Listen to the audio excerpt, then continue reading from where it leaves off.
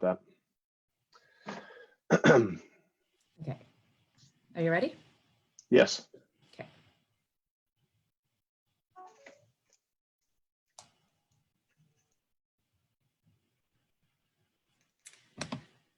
All right. Good morning and a happy day after Thanksgiving. I hope everyone celebrated Thanksgiving yesterday with your small group safely in this unusual year that we're having. I know that I had a really great low-key Thanksgiving with some very small group of friends and family, and it was unusual but nice. We decided to go live today because our guest this morning, Mr. Greg Brown, who is the Senior Vice President of Government Affairs with the National Apartment Association, agreed. He was game to meet with us this morning. So very excited to sit down with him. Before we get into our interview, though, I did want to make mention, I know all of you have been following closely our announcements about the Apartment Association Outreach Holiday Cheers event. It's a virtual live auction, or not, I guess there will be a live auction, but there's a virtual auction starting December 3rd. We've had some really fun videos and Facebook social media announcements about the event. I know all of you have received emails from the GCNKAA. If you have any questions or need to get registered, just reach out to Michelle at the GCNKAA and she will get you hooked up. We're really looking to make an impact this year for the Apartment Association outreach. Now is a great time to give back to our community, and we're really looking forward to supporting that initiative. Thanks to Tanya and Jerry for heading up that committee and all of the folks who have been working behind the scenes. We're ready to go starting next week. So be on the lookout for more information about the Holiday Cheers event. And without further ado, I would love to just say, again, thank you so much for joining us on this Black Friday edition of the Weekly Member Spotlight. Greg is a new person for me to interview and meet, so looking forward to sitting down this morning. Greg, can I just ask you to take a few moments for our audience who probably, like me, are seeing you for the first time? Absolutely. Melissa, thank you for having me here today. Introduce yourself. Sorry, so as you said, I'm Greg Brown, Senior Vice President of Government Affairs at NAA. My role with the association is to lead our advocacy efforts around the country and in Washington, D.C. So that encompasses a couple of different things. I am a federal lobbyist by trade, so myself and two other federal lobbyists on our team focus our efforts on Congress, the administration. We also have a team of public policy specialists who spend all day talking about the issues and learning about the issues and understanding what the concerns of the members are. And through that, we help our affiliates at the state and local level do their jobs, or sort of the back office support for them, sharing information from around the country on various issues, helping them position themselves to be effective in their jobs, give them collateral or other support materials, research, whatever they need to help be effective advocates around the country. We also have a political action committee. So like any major trade association, we give money to members of Congress and help them either get a job or keep their current job. And so we work extensively on that.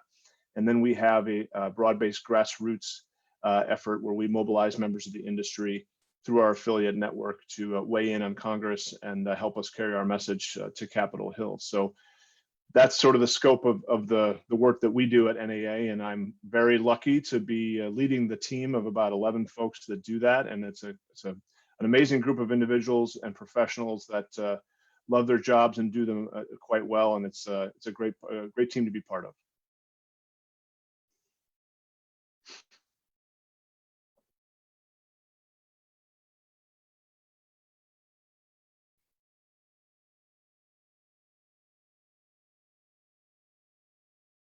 Melissa, I think I may have lost you there.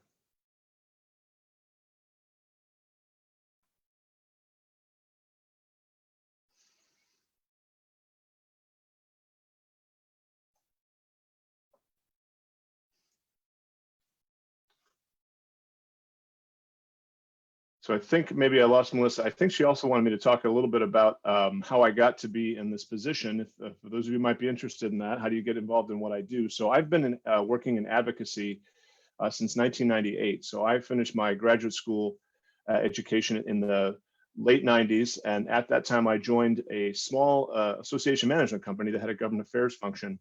And I got into housing that way. It was a small association that represents local finance agencies. These are cities that finance affordable housing, either through tax credits or through bonds. And I got to work with that association, again, a small group, but they had an advocacy function there. And so I started working on housing issues related to low-income housing tax credit, private activity bonds, those kinds of things. And did that for 3 years.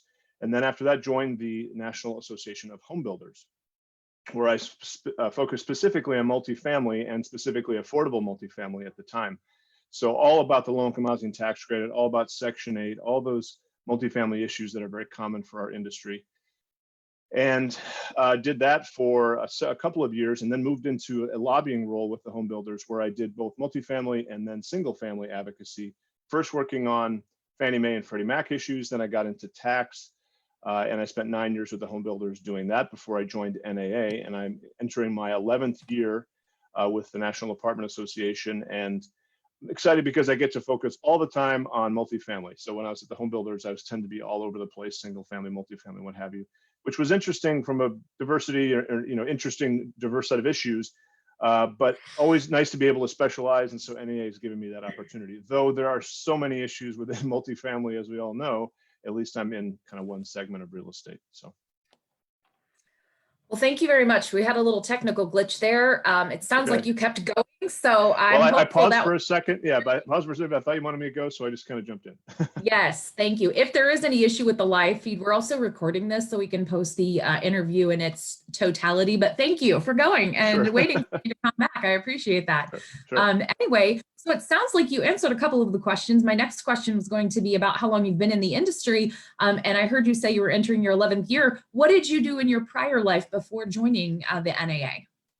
Well, so immediately prior to NAA, I was with the National Association of Home Builders, another very large trade association. Before that, it was another trade association, the National Association of Local Housing Finance Agencies, which are city and county agencies. So I've had a full breadth of real estate, where I've got to very lucky to work for both the public sector with the city and county agency types, then the single family, large home builders, small home builders, and then also multifamily mixed in with that at NAHB, and then got to be multifamily full time with NAA.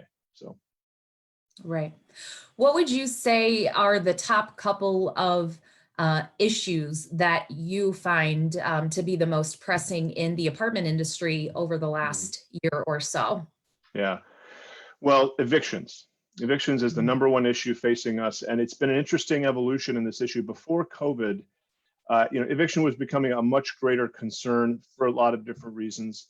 But we were sort of having an academic, not academic, but more of a, maybe it is a little academic conversation about what's the right way to approach, the eviction, the challenge itself of eviction. How do we, manage that process, and frankly, explain ourselves more effectively to activists and others who don't necessarily understand it, or, have a lot of concerns, and then policymakers by extension have those same concerns. COVID has turned that into an even bigger PR issue for the industry. Right.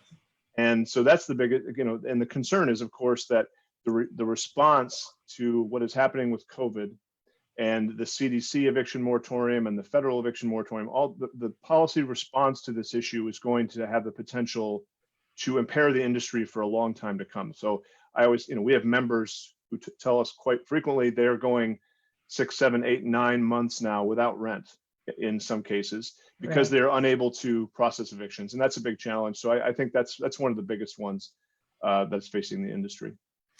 Interesting. One thing I've found, I work for a third-party property management company and operate, I'm overseeing a portfolio of 5 different states, but even with the federal moratorium, how different it is interpreted in not even state to state, but locality to locality. It's extremely interesting. So appreciate your hard work for us and our industry. And I'm very thankful that we have some partners out there in the National Apartment Association and all of the local associations, especially, who are helping us navigate this time. It is certainly something that is hot and heavy in our local markets, and really anywhere that you're operating in the multifamily housing environment. So appreciate that. Sure.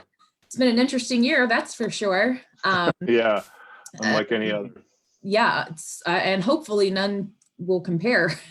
Yes. In the future. I hope this is, something that we can learn from, recover from, and kind of recalibrate and never have to deal with this again in our lifetime. But Thank you. Please. So having been in the industry for such a long time and in such an interesting area of our industry, I'm sure you have quite a few funny property management stories you share in a circle where you're swapping war stories. What's one of your most memorable stories? Oh my gosh. I think what's been interesting for me as a non-practitioner. So I spend my life learning about multifamily, understanding it from the outside, having not being in the room, or so to speak, like you are, and all of our members are. So we have an annual event every year called the Government Affairs Roundtable, which is an opportunity for government affairs professionals from around the industry to come together in one place, and they talk about advocacy issues. And it's just an opportunity to share information, learn from each other, et cetera. And I found myself, not this past year, but the year before, standing in a group of government affairs folks who had been in the business before they became in government affairs. So they were professionals on the ground, and then they joined the association side. And standing in a circle of them, and they're sharing stories about things like, residents who, I had one example where a resident burned down the building, and it just, I don't know why that's a good, it's just, nobody was hurt, of course, but it was just the sort of craziness, the stuff that can kind of just come out of nowhere, and you are not prepared for it, you don't see it coming, and yet our members are so adept at just being able to roll with it. And I guess that's the story that I tell people, is that you never know in this business, based on what I've learned, what you're going to see day to day. So someone burns down a building, someone does something, extremely positive to help the rest of their neighbors. You just never know what's coming at you, and you have to respond so quickly and adapt so quickly that I don't know another business like that. I mean, it's just so, you're dealing with people's lives. This is their home. This is where they feel safe. You have to help them stay safe, all these kinds of things. It's the most important thing that they have in their life. And things can happen that can affect that all over the place in so many different ways. COVID is just another example of that. The pressure is now on to maintain good communities and keep people safe. And so I don't have that one specific, it struck me just because it was so ludicrous, the circumstances that took us to this point where we're burning a building down. But I think it illustrates how things can come out of nowhere at any point. And I've been so impressed hearing about how our members respond to those. So I think it's just the general situational environment that people find themselves in. It's funny that you use the story of a fire, because when people, ask what you do and they might not be familiar with the industry, I kind of liken our industry to firefighting, because we're putting out sometimes literal fires and oftentimes proverbial fires. And when there are no fires, you're drinking out of a fire hose, because there is so much going on, and so many opportunities to have these unique situations come up when you're dealing with the, intimacy of people's lives and homes every single day. So I just say I'm a low-key firefighter. I think that's good. I don't put my life on the line, of course, but that is the most accurate description I've been able to come up with. Well, thank you. What kind of advice, Greg, would you offer up to folks who are maybe considering this industry or new in the industry? Well, certainly for those that are considering the industry, it continues to be a growth industry. Multifamily is a very strong part of the real estate market, and I think is going to continue to be strong. So there's lots of opportunities to, if you're going to get on the ownership side, or you're going to get on the property management side, or whatever part of this varied industry you're going to get into, certainly there are great opportunities. So I would encourage anybody who's interested to be part of that. I think my advice would be, to again, be flexible, adapt yourself to your environment, because you're going to have to be responding to things that are kind of crazy and out of left field, as you said, like drinking from a fire hose.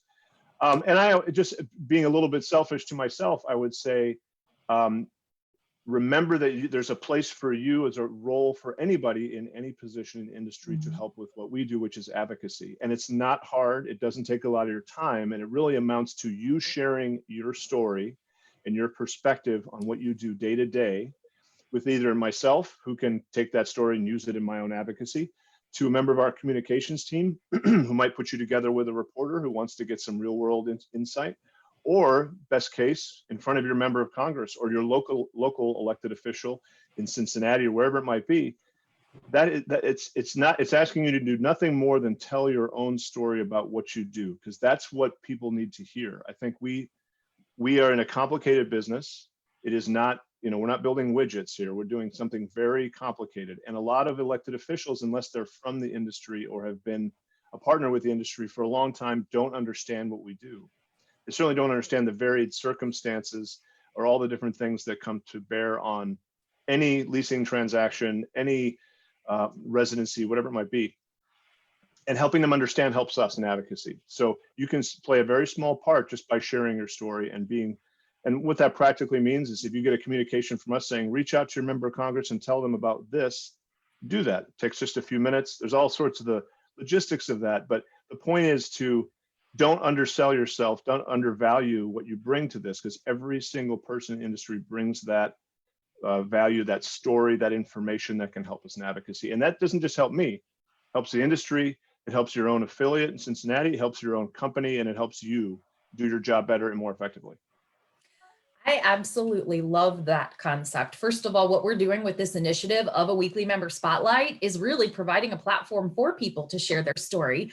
And so many people, and I was one of these people, certainly early on, you don't understand how, even your anecdotes of being in this business, number one, it helps to know you're not the only one going through what's going through. And then when you realize that there is this, national network of people, professionals, specialists, experts, available to help provide you support or point you in the direction of, the best course of action, it's really overwhelming. I wish I would have learned it early on. And I've said this often, got involved on a national level, even locally sooner than I did.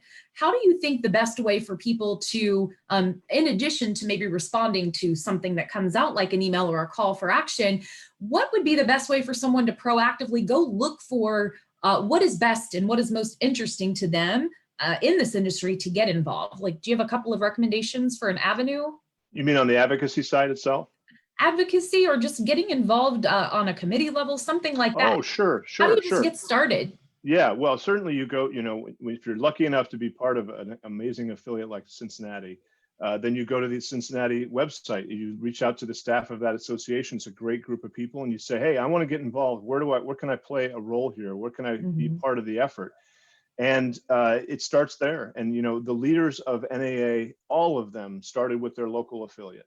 And they made their way up through either that affiliate to an NAA committee. You can do the same thing, of course. You come to the NAA website, and we have all sorts of information about ways to get involved on committees or working groups, or just, hey, I want to talk to somebody about a particular issue, and that's the way you sort of get engaged. There's all sorts of opportunities like that through your affiliate, through your own professional networks. Colleagues that you talk with all the time, ask some of them how they've gotten involved, or come together and say, how can we, there's a concern that we have as a group. How do we bring that forward? Well, let's go talk to our affiliate, or let's go talk to NAA. So I think, my experience, it always starts at the affiliate. That's where some great resources exist. It's where all the opportunities exist. And that has started, like I said, our national leaders all started there, and you can track their sort of route to leadership, including folks like Don Bruner, for example, who will be chairman of the board in a year from now. So, we're so proud of our Don Bruner. I know, right? Oh, he's an amazing leader for NAA, and that's how he got his start. So I think that's the place to start, is with the affiliate. Well, good. Well, thank you so much. I love that, our social media committee is the committee that runs this initiative. And one thing that I've noticed over the last 2 years, even with this committee being in place, is how much easier it makes it to zoom in and to zoom out and to kind of see everything in between. Back when I was coming up in the business, that didn't exist, but it makes it easy to see the story, to tell the story, and then to kind of find your own way through social media. So thanks for pointing out our website. And I know the National Apartment Association also has a great resource. And the only thing that came to mind when you were talking about that I would encourage people to do is attend the events. Certainly at the national level, I had been in the business for, probably 15 years before I ever attended an NAA event. And I will never miss it again, certainly the, Apartmentalize conference. But that again is another way. Our local events and then the national events, they're not as, untouchable as they seemed when I was, again, coming up. So I would encourage everyone to do that as well. It's a great investment of your time. And there's, there's events like you said, your state meetings, there's NAA's Apartmentalize, but there's also state lobby days, join the effort to go to, to go to the Capitol. do your part on that. Come to, Washington if you're able, and do the same thing for us. But yeah, the events are an amazing part of that process. And Yeah. we're doing some great events in this industry, so people should take advantage of that. Yep. I just this year, right before the switch was flipped with COVID in February, did my very first legislative day with Don and some other folks that are from the GCNKAA. So that was extremely interesting. And again, like, why have I waited all this time to do these things? So, well, I'm glad you did. Yeah, thank you. I'm super glad I did too. I'm gonna hopefully be able to do another one very soon. Yeah. Well, is there anything else from a professional perspective, anything about the NAA or your role, or anything else you want to cover before we get into learning a little bit more about you on a personal level? Well, I think, I talked before about getting engaged. That's the biggest thing. I think, we're all very busy. Everyone has got family things they're doing and other personal things that they're working on, not to mention that their day job. But I think if you can find some time, it's worth the investment, not just on advocacy, but other things with the associations, whether it's Greater Cincinnati or it's NAA or wherever it is. There's so many opportunities and so many resources available to you. Take advantage of those. Certainly advocacy, I'd love for you to do that. And I've already made my pitch, so I won't do it again, but reach out to any of us and we'd love to engage with you and become a part of the effort. It's I always tell people I get paid for what I do, and members of Congress know that. They love to listen to me, most of them, and that's okay, that's great, but they really listen to you. They listen to the constituents. You can make a difference, and I encourage people to take advantage of that opportunity. So that's the last thing I would say about that. Well, thank you very much. Appreciate that. And again, thank you for what you do. It's so important. Oh, all right. Well, tell us a little bit about who you are out of the office. Tell us about your family, Greg. So I'm married with 2 children. I have a 6-year-old and a 4-year-old. Let's see, interesting. Let's see, my wife and I are both originally from the Midwest. So my wife is from North Dakota. Okay. I am from Minnesota originally, though I spent a lot of time in Texas. I was born and raised until I don't hear any of that Minnesota accent. So I had one when we moved to Texas. I was a freshman in high school and they beat it out of me. So when I left Texas and came to Washington, I ended up in the middle. I've got the sort of the weatherman, no accent to speak of. Absolutely. Sort of thing. So yeah, so I have a beautiful 6-year-old daughter about to turn 7 and an amazing 4-year-old son. And they keep us very busy, that's for sure. My wife is also in the business, so to speak. She's in political affairs for the American Medical Association. So she deals with politics and political fundraising, engagement, grassroots, and all that kind of stuff, the same stuff that I do all day, every day. So we try to talk about other things besides politics when we're at home, because that's a lot of politics to dominate your life all the time. Ooh, so. That is a lot of politics. And yeah. I bet a year like 2020, when you've been relegated to the House and it's an election year, has been something special. Yeah, it's something special. That's one way to put it. That's right. Well, so I heard your kids before we got on the camera. Are they excited for the holidays? You guys have any plans in the midst of a global pandemic? It's been tough. We don't travel right at the moment. North Dakota, Minnesota, as you might know, they're hot spots right now. Very high rate of infection. So we're not traveling there. We're staying here. We're sort of committed to hunkering down until we can get past this thing and get to the vaccine. So we're doing as much fun as we can around here. We have tried to take it. Virginia is I live in Virginia, Northern Virginia. Very lucky that we have a lot of great parks in this part of the world. State and federal, and so we try to get to any new place to hike that we can go. Nice. New outdoor things to try, and at the same time managing virtual school, because they're both learning virtually right now and will be for the foreseeable future. So we're gonna holiday the heck out of this house between now and Christmas. There you go. We've got the elf on the shelf and all sorts of fun stuff happening. So my little elf Elton made his appearance last night. Thankfully, a friend reminded me, and I was like, "Oh, I knew it, but I wasn't." After my holiday coma, I wasn't. Yep. Yeah. Wasn't in the forefront. What about any pets? Oh yes, I have a beautiful 10-year-old dog, Billy. She was my wife and I's first child.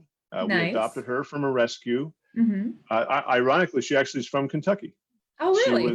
She was brought up from a shelter in Kentucky. The folks drove her up to an adoption event in Maryland. Oh, nice. And that's where we got her. Yeah. Does So she bark she's with a Kentucky accent? yeah, yes. She's got a great bark. She represents Kentucky quite well. Her bark is Nice. it's startling and loud and strong. What kind But of puppy is she's all dogs are puppies in my book. So what kind of puppy is she's Billy? a She. she's a mix, but she's an Anatolian Shepherd, little German Shepherd, Lab, all that kind of Nice. mix. So she's big. Yeah. She's 75 pounds, about I guess probably 32 inches tall, 30 inches tall, a little bit more than that.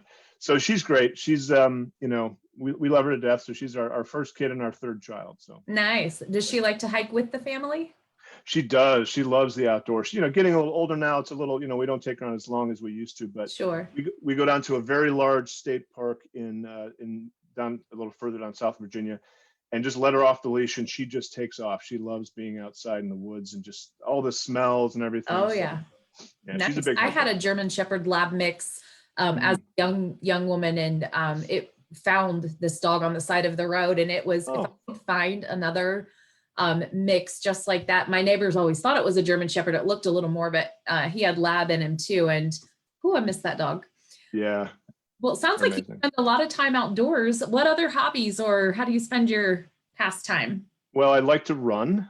I don't get to run as much as I would like to do, but I try to run more. I'm kind of I didn't grow up running. My sister was a really good runner. I didn't grow up running. I only took to it later. But I also like watching ultra marathons and ultra racing. I'm a big fan of ultra racing, which is, ultras mean anything more than, I think it's 30 miles. If you run a 30-mile race, that's an ultra. So I watch a lot of register. No. I have not done one. Don't get me wrong. I have not done one. I aspire to do one next year. But I like to, running is something I really enjoy doing. So I try to get to do as much of it as I can. But I'm also a big fan of the documentaries about 100-mile races and 50-mile races. I think they're fascinating. So I spend a lot of time with those. But it's always fascinating the story behind why people choose to do those things, and what motivates them to push hard enough to be able to physically do those kinds of things. So I agree with you there. Yeah, it's a fascinating sport to watch, because it's sort of, I guess gallows humor might be the wrong word, but people that do that, they are used to hurting all the time, because when they finish, seriously, you run 100 miles and you're going to feel that for, no matter how old you are, 100 days. 100 days after that, right? But they push themselves to, you're basically running for 15, 16 hours straight, no stopping. Right. You stop to maybe take a drink, get some food, but then you keep on going. And it's just it's an amazing, the endurance it takes to do that. It always wows me. So I love doing that. And then aside from the running thing, we do a lot of stuff with my kids. So we spend a lot of time outside and doing that. So nice. Well, the one thing that motivates me to run in very small increments is eating. So work off the calories that you like to eat. What's one of your favorite foods at restaurants? Oh my gosh. Well,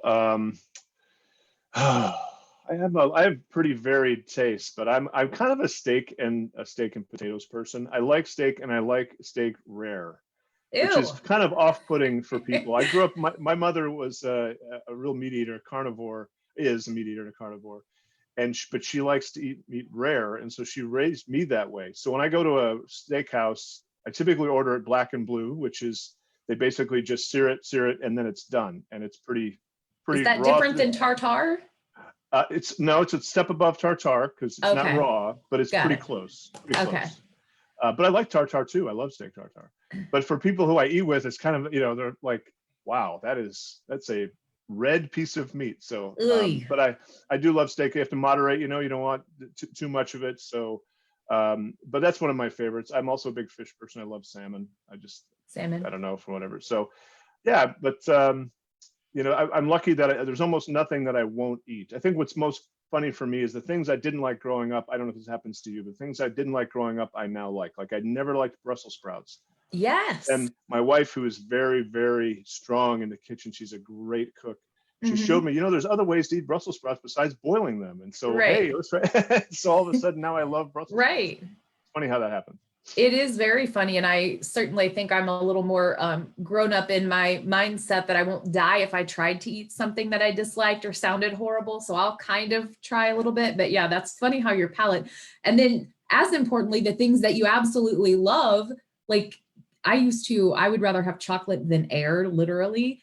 I don't really care about chocolate anymore. And people still think, well, you used to love chocolate, and they bring me chocolates. And I'm like, if I never had it again, that would probably be okay, because now I want, cheese or really well-made Brussels sprouts or whatever.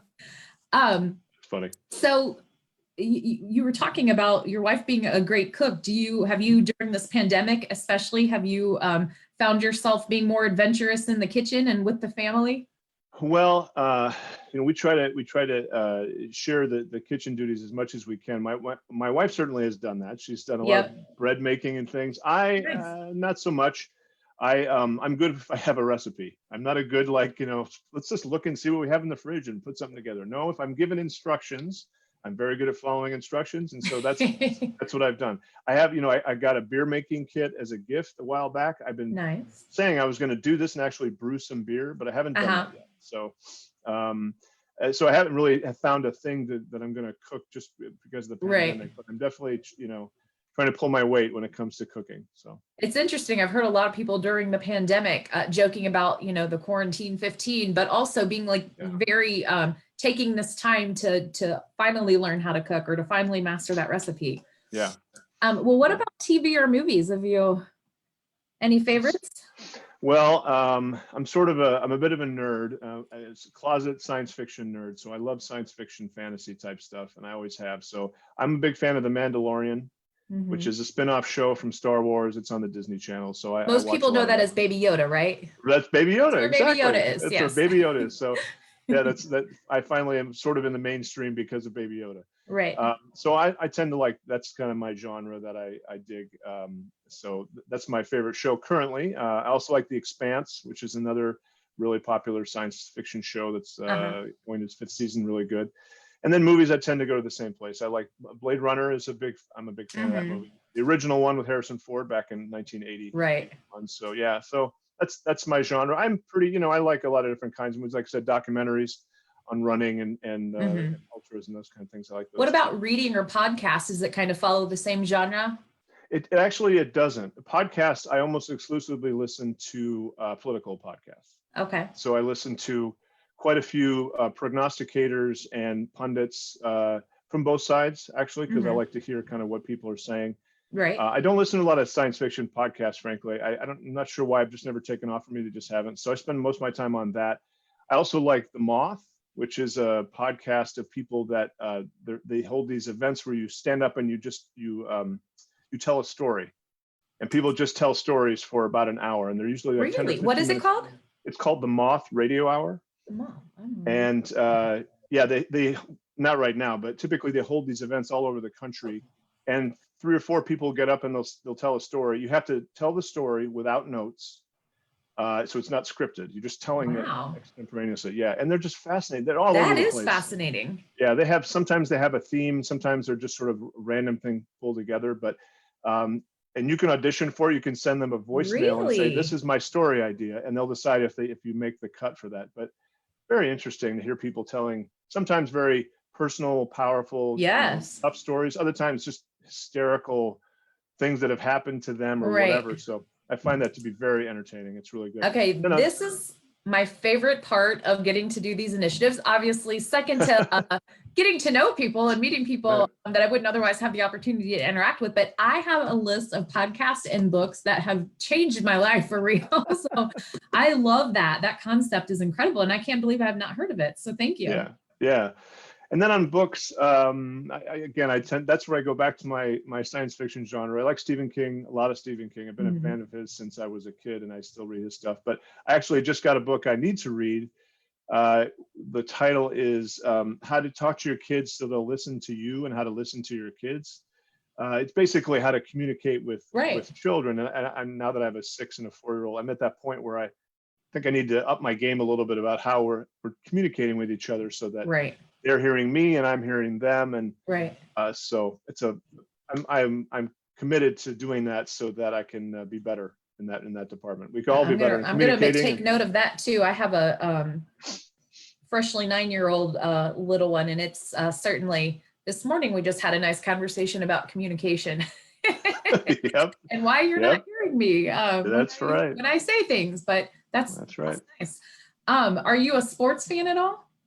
I am, and this is the part it's gonna hurt. I'm a Pittsburgh Steelers fan. I was going to ask you to please refrain, being a Cincinnatian, from I know. saying I too much know. about the 10-0 Steelers. I know. What can I say? I thought when I was a kid, I lived in Minnesota, so you were either a Vikings fan, Mhm. or my father was from Wyoming, so you were a Broncos fan.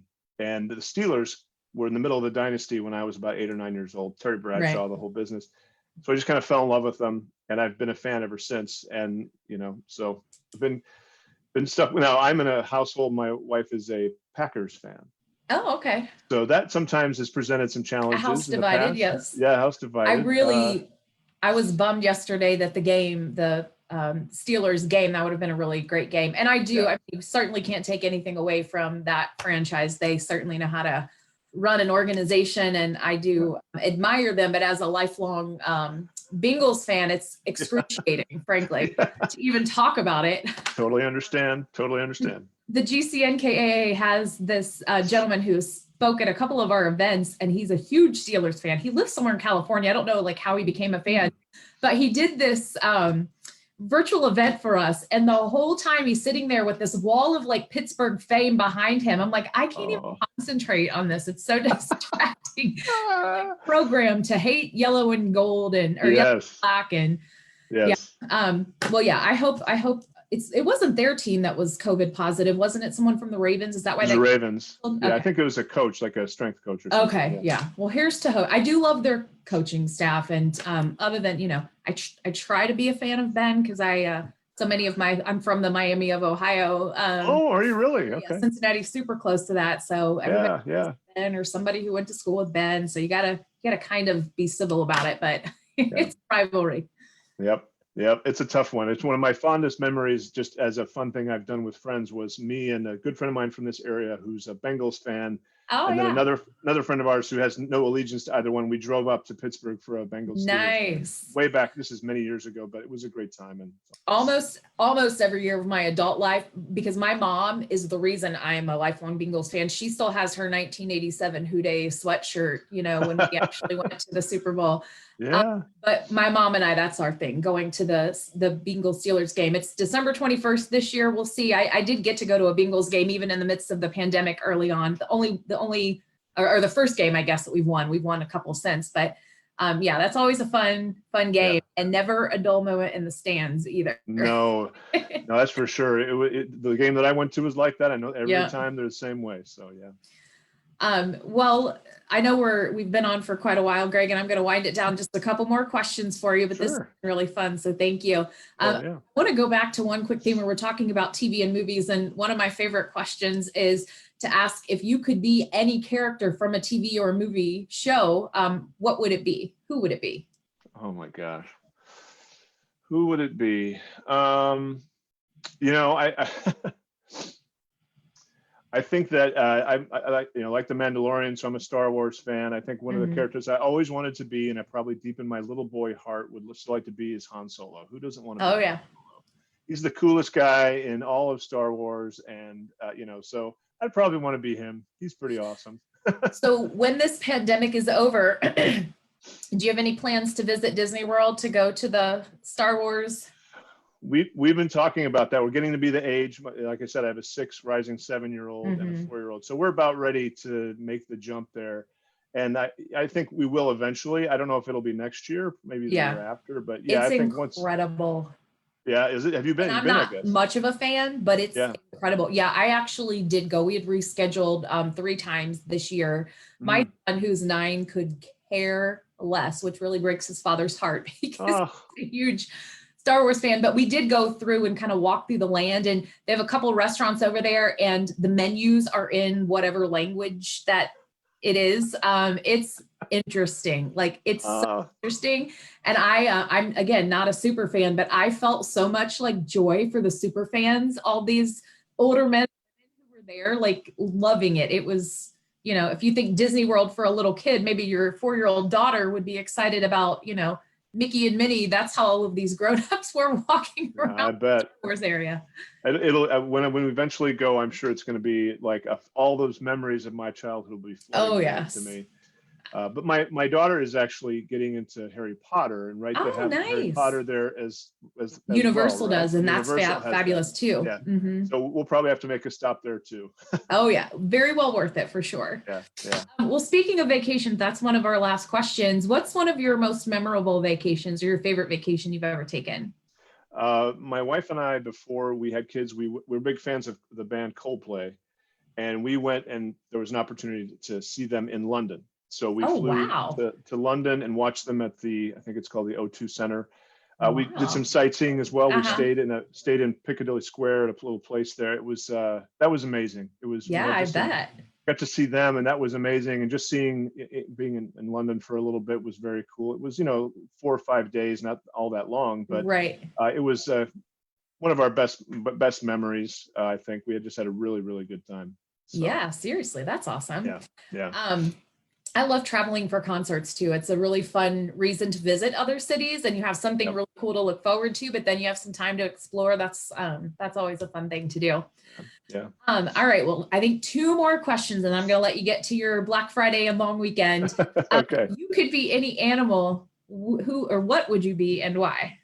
It would be the wolf. I'm a big fan of wolves, and I know that Yeah. people in rural areas, and I have family in rural areas of the country, have mixed feelings, but they're the most beautiful animal I've ever seen. Mhm. I've always been such a dog person, anyways, but wolves particularly are just.